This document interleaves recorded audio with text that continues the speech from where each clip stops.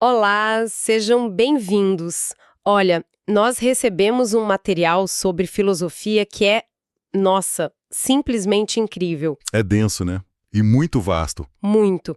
Ele passeia por tudo, vai do pensamento chinês de milênios atrás, mergulha na estética, na ciência. E chega até a filosofia feminista, que está reformulando debates hoje. Exato. E a nossa missão aqui é navegar por esse oceano de ideias, sabe? Tentar pescar as provocações mais afiadas. Aquelas que realmente nos fazem parar e pensar. Isso. Vamos investigar como a filosofia tem essa capacidade de chacoalhar nossas certezas mais básicas sobre tudo. Ciência, arte, poder, até a linguagem que a gente usa todo dia. É um material que não oferece respostas fáceis. De jeito nenhum. Mas as perguntas são essenciais. Então, vamos desempacotar isso? Vamos lá. Com certeza. E a primeira questão já chega, assim, com os dois pés na porta. Ela questiona algo que a gente usa como nosso padrão de ouro para a objetividade, a ciência. Uhum. Os textos sugerem que talvez ela não seja essa fortaleza neutra que a gente imagina. Essa ideia é bem forte no material. E um dos conceitos que aparece é o de risco indutivo. O nome é meio técnico, mas a ideia por trás é explosiva. É, sim. Basicamente diz que valores pessoais, sociais, políticos podem, e talvez até devam, ter um papel em decisões científicas. Não só podem, como é praticamente inevitável que tenham. Um dos materiais traz um exemplo perfeito para deixar isso bem claro. Qual? Pensa na Anvisa, ou qualquer agência reguladora, decidindo se aprova ou não um novo medicamento. Certo. Os ensaios clínicos são promissores, os dados são bons, mas, na ciência empírica, nunca existe 100% de certeza. Nunca. Sempre resta uma chance de algo dar errado. Sempre.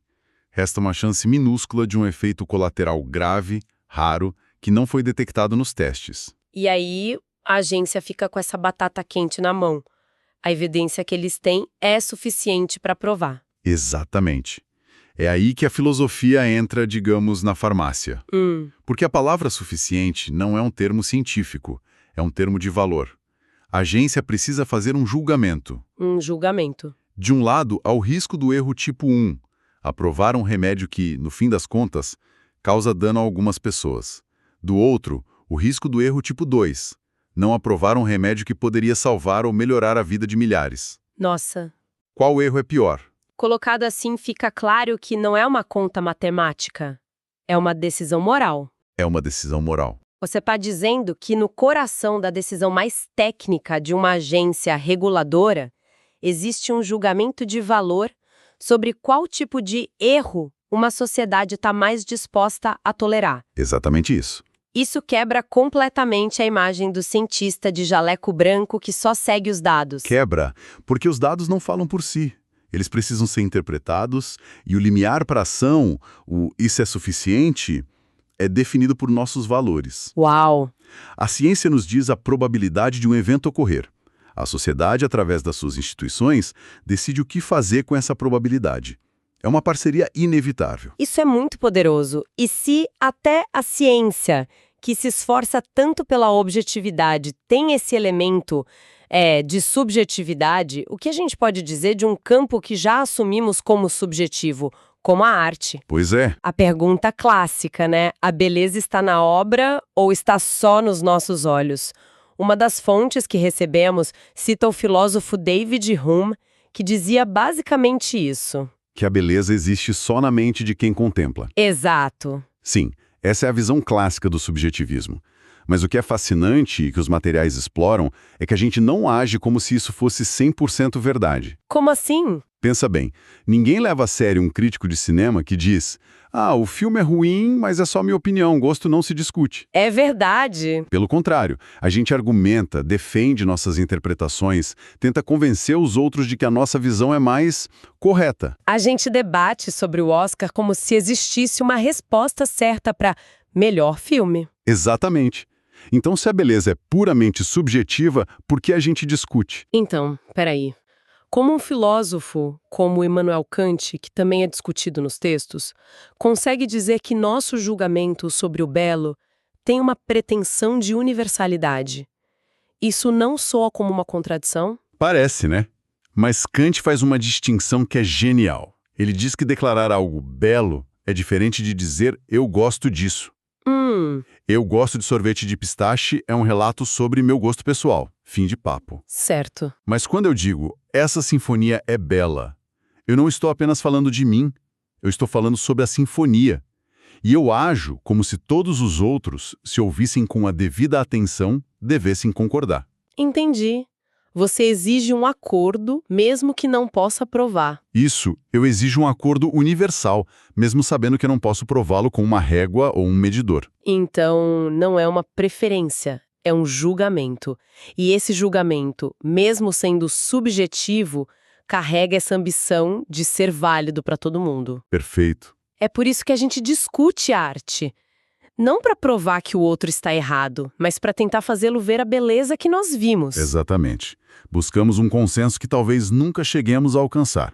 E essa busca por um julgamento válido para a comunidade nos leva direto da arte para a política. Uma transição perfeita. Se na arte a gente busca um consenso sobre o que é belo, na sociedade a gente busca um consenso sobre o que é justo. Ou bom. E um dos materiais nos apresenta uma ideia radical de uma pensadora do século XVII sobre isso. O conceito de liberdade republicana. Uma ideia muito poderosa. Para ela, ser livre não era simplesmente não ter um rei te dando ordens. Ser livre era viver sobre leis racionais, e não sob a vontade arbitrária de qualquer pessoa ou grupo. Mesmo que essa pessoa fosse boazinha, né? Exato. É uma ideia que continua incrivelmente relevante.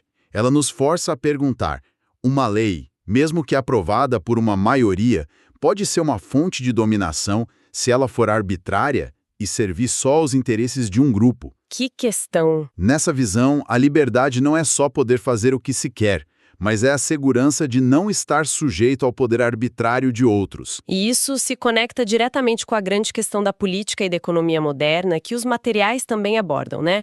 O equilíbrio entre a eficiência dos mercados e a justiça social. Com certeza. Porque os mercados não existem num vácuo, certo? Exato. Eles são moldados por leis, por instituições, e a busca por esse equilíbrio é um campo de batalha de valores. O que é um mercado justo? Que nível de desigualdade é aceitável em nome da eficiência? Não tem resposta puramente técnica para isso. São, mais uma vez, julgamentos de valor coletivos. Exato. E aqui, a coisa fica ainda mais complexa. Porque quem define o que são leis racionais ou justiça social? Boa pergunta. É nesse ponto que a filosofia feminista, que tem um peso grande no material que a gente analisou, entra com uma crítica demolidora. Ela não quer só participar do debate. Não. Ela quer questionar as próprias regras do jogo. É isso. Precisamente. A crítica feminista aponta que, por séculos, a filosofia ocidental foi um clube do bolinha. E o problema não é só a ausência de mulheres no cânone. O problema é mais profundo. Isso seria? É que os próprios conceitos que a gente usa como se fossem neutros, razão, objetividade, justiça, foram construídos a partir da perspectiva de um grupo muito específico: homens, brancos e proprietários. Nossa. A experiência de metade da humanidade foi, na melhor das hipóteses, ignorada. Na pior, considerada irracional. Então, não se trata apenas de convidar mais gente para a festa. Trata-se de questionar se a casa onde a festa acontece foi bem construída. É isso. Exatamente isso. E daí surge um campo fascinante chamado epistemologia social feminista. O que ela estuda? Ela estuda algo muito concreto. Como a posição social de alguém, seu gênero, raça, classe, impacta a credibilidade que a gente dá a essa pessoa. Tipo, quem a gente está condicionado a ouvir. Perfeito. A quem damos o benefício da dúvida. Isso muda tudo. Mostra que o conhecimento não é algo abstrato que filtra no ar. Ele é produzido e validado dentro de estruturas de poder. Entendi. Então, até conceitos como justiça dependem de quem tem o poder de definir os termos. Isso me faz pensar. E se o problema for ainda mais fundo? Se as próprias palavras que usamos já estiverem moldando o que a gente pode pensar? Essa é a próxima fronteira. E os textos sobre filosofia chinesa nos dão uma ferramenta incrível para pensar sobre isso. Com aquele famoso paradoxo. Exato. Um cavalo branco não é um cavalo. Peraí. Como assim cavalo branco não é um cavalo? Isso parece um daqueles enigmas sem sentido. Obviamente, um cavalo branco é um cavalo. Parece, não é. Mas esse sofisma é um quebra-cabeça genial sobre como a linguagem funciona. A frase joga com uma ambiguidade. Uma ambiguidade. É. Quando dizemos um cavalo branco é um cavalo, podemos estar querendo dizer duas coisas muito diferentes. A primeira é uma relação de pertencimento a um grupo. Certo, o conjunto dos cavalos brancos está contido no conjunto maior de todos os cavalos. Isso, um subconjunto. E isso é verdade, claro. Ok. Mas a frase também pode ser lida como uma declaração de identidade. O conjunto dos cavalos brancos é idêntico ao conjunto de todos os cavalos. Ah, e isso é obviamente falso. É falso, porque existem cavalos marrons, pretos. O sofismo nos força a sermos extremamente precisos. Estamos falando de tipos de coisas ou da totalidade das coisas. Que interessante. E os filósofos chineses levaram essa brincadeira a sério. Muito a sério. Uma escola de pensamento chamada moísta se dedicou a criar uma linguagem rigorosa para evitar esse tipo de confusão. Pra quê? Para eles, se você não consegue definir seus termos com precisão, qualquer debate sobre ética ou política vira um caos. Eles queriam uma linguagem que espelhasse a estrutura do mundo, sabe? Uma busca por clareza para alcançar o bem comum. Isso. Isso mostra que as categorias que a gente usa para fatiar o mundo não são dadas, são construções. E como essa ideia se encaixa em visões mais amplas da realidade que também aparecem nos materiais sobre o pensamento chinês? É aí que a gente vê a diversidade do pensamento chinês. Os moístas tinham essa abordagem quase de engenharia. Vamos consertar a linguagem para consertar a sociedade. Certo. Já o daoísmo oferece uma perspectiva radicalmente diferente. Com conceitos como o Dao, o caminho, e Ziran, a espontaneidade, ele sugere que a sabedoria não está em impor categorias rígidas ao mundo, mas em aprender a fluir com ele. Menos construção, mais dança. Perfeito! É como um surfista experiente que não tenta controlar a onda, mas se alinha com a energia dela para se mover. O daoísmo sugere que há um fluxo na natureza e que agir com sabedoria é agir em harmonia com esse fluxo. De forma espontânea e sem esforço. E ainda tem uma terceira via apresentada, a do budismo Huayan, que parece levar a ideia de conexão a um outro nível. A um nível cósmico, eu diria. Desenvolvido na China, o budismo Huayan tem uma tese central que é de explodir a cabeça. Um é tudo e tudo é um. Um é tudo e tudo é um. Imagine uma vasta rede de joias que se estende até o infinito. Cada joia reflete todas as outras. Cada parte contém o todo. Nossa! Para o Huayan, a realidade é assim. Não existem coisas separadas. Cada pessoa, cada grão de areia é uma manifestação da totalidade do universo. Meu cérebro tá dando um nó aqui. Se somos todos reflexos uns dos outros numa teia cósmica, então a ideia de um eu individual separado do resto é só uma ilusão. Exatamente. É a ilusão fundamental que causa o sofrimento. E a implicação ética disso é gigantesca. Qual seria? Compaixão universal deixa de ser uma virtude opcional e se torna uma necessidade lógica. Se tudo é um, então ferir outra pessoa não é diferente de a sua mão direita ferir a sua mão esquerda. É uma automutilação. É. A compaixão é simplesmente o reconhecimento dessa interconexão radical. Que jornada! A gente começou com o valor escondido numa decisão da Anvisa, passou pela discussão de se um filme é objetivamente bom, mergulhou nas estruturas de poder que definem a justiça e terminamos questionando se o eu sequer existe. É uma loucura, né? É. O fio que conecta tudo isso é que a filosofia é menos um manual de instruções e mais uma caixa de ferramentas. Ela nos dá as ferramentas lógica, análise crítica, novas perspectivas para desmontar e examinar as fundações daquilo que a gente sempre tomou como garantido. É um convite constante para olhar de novo e perguntar, espera aí, isso é verdade mesmo? Exatamente. E pensando nessa jornada, essa última ideia do budismo Huayan sobre a dissolução do eu me deixou com uma questão que os materiais nos permitem formular, mas não respondem. É algo para a gente levar para casa. Manda. Vimos como essa visão desafia a noção de um eu fixo individual.